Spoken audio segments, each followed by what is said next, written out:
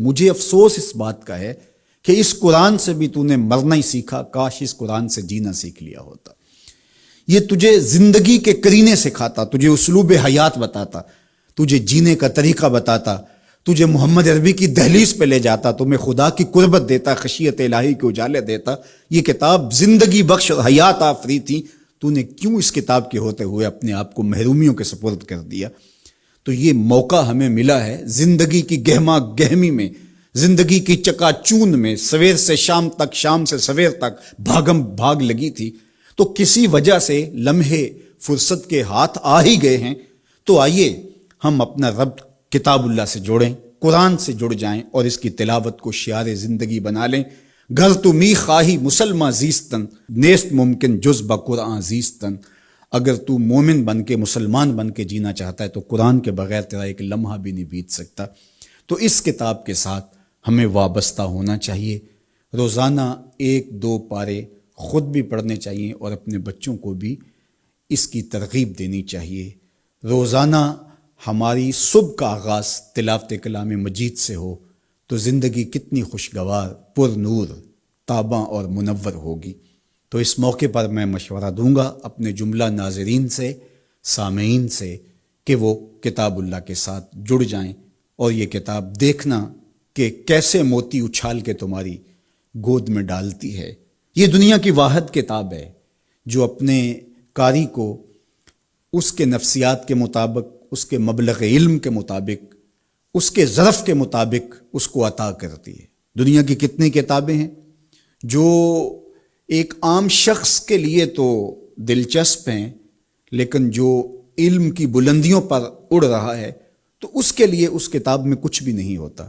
اور کتنی کتابیں ہیں جو اہل علم کے لیے تو سرمایہ ہیں، لیکن جو نچلے درجے کا عام شخص ہے اس کو اس کی سمجھ ہی نہیں آتی۔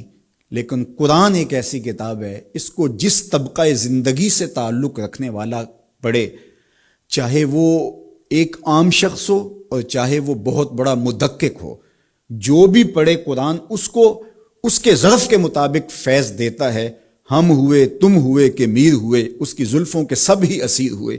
یہ اس کتاب کا اعجاز ہے، اس کتاب کا کمال ہے، اور یہ اپنے پڑھنے والوں کے لیے آسان ہے، رشد و ہدایت کی ضامن ہے اور اللہ کی قربت کا ذریعہ ہے، ہمیں زندگی گزارنے کا اسلوب دیتی ہے اور حیات آفرین کتاب ہے۔ تو اس کے ساتھ ہمیں جڑنا چاہیے اور اس موقع سے ہمیں بھرپور فائدہ حاصل کرنا چاہیے۔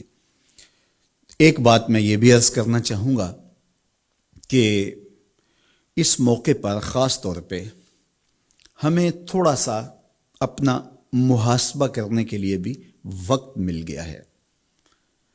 بھاگ دوڑ کے اندر سویر سے شام تک ہمیں اپنے آپ پر غور کرنے کا موقع نہیں ملا اور مقصد حیات کو سمجھنے کی فرصت نہیں ملی۔ ہم کیوں آئے تھے دنیا پر؟ مقصد زندگی کیا تھا؟ کیا رزق کمانا ہی مقصود حیات تھا؟ چلو حلال ہی صحیح، یہ تو کام چیوٹی بھی کرتی ہے، صبح اپنی بل سے نکلتی ہے، کسی کو ضرر نہیں دیتی، تکلیف نہیں پہنچاتی، حلال رزق جمع کرتی ہے اور شام تک وہ اس کام میں لگی رہتی ہے۔ موسم برسات کے لیے بھی جمع کرتی ہے، اپنے بچوں کے لیے بھی ضرورت پوری کرتی ہے، کسی کو تکلیف بھی نہیں پہنچاتی۔ اگر یہی وظیفہ حضرت انسان کا ہے تو پھر انسان میں اور حیوانات میں، بہائم، وحوش، طیور میں فرق کیا ہوا؟ یہ اشرف المخلوقات پھر کس بات پہ ہوا؟ تو کیا یہ انسان کے لیے باعث شرف ہے؟ نہیں، انسان کے لیے شرف کا سبب کوئی اور ہے۔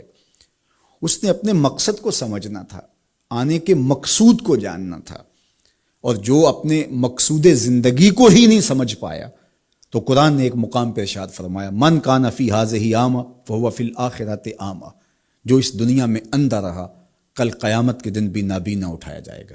اس سے ان آنکھوں کی بے نوری مراد نہیں ہے، وہ تو حدیث پاک میں آتا ہے جو آنکھوں سے آزمایا گیا، ان 2 محبوب چیزوں سے آزمایا گیا، تو اس کو اللہ تعالیٰ اس کے بدلے میں قیامت کے دن اجر دے گا، صلہ دے گا۔ دنیا کے اوپر اگر کسی کو بینائی نہیں دی گئی تو کتنی بڑی آزمائش ہے۔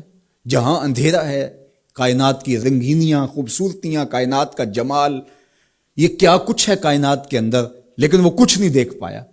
اب وہ ایک عجیب اذیت سے تو گزرتا ہے لمحہ لمحہ۔